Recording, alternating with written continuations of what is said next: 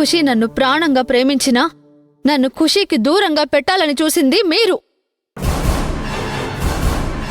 చెయ్యాల్సిన తప్పులన్నీ మీరు చేసి నా పని నేను చేస్తుంటే నన్ను తప్పు పడుతున్నారా?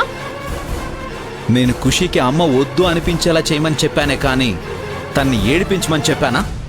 తన ఫ్రెండ్స్ ముందు, టీచర్స్ ముందు తనకి అవమానం జరిగినా పర్లేదు అని చెప్పానా? నువ్వేం చేసినా నా కూతుర్ని బాధ పెట్టకుండా చెయ్యాలి అని నేను అగ్రిమెంట్లో క్లియర్గా మెన్షన్ చేశానా లేదా? మనసు బాధ పెట్టకుండా మనిషి మీద ద్వేషం కలిగేలా చేయడం సాధ్యం కాదు సార్.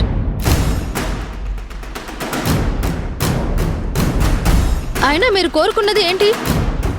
ఖుషీకి అమ్మ అనే పదం మీద ద్వేషం కలగాలి, డాడీ ఒక్కరే చాలు, ఇంకెవరూ వద్దు అని తను అనుకోవాలి, అంతేగా?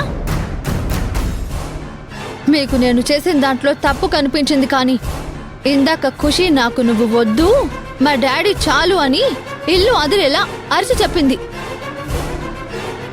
అది వినిపించలేదా మీకు? మీరు కోరుకున్నదే కదా జరిగింది, అదెందుకు తెలుసుకోలేకపోతున్నారు?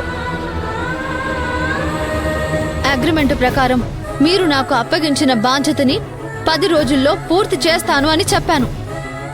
గడువు పూర్తయ్యేలోపే నా పని పూర్తి చేశాను. ఇదంతా జరగడం వెనుక తప్పు ఎవరిదైనా ఉంది అంటే అది మీదే. అది తెలుసుకోండి ముందు.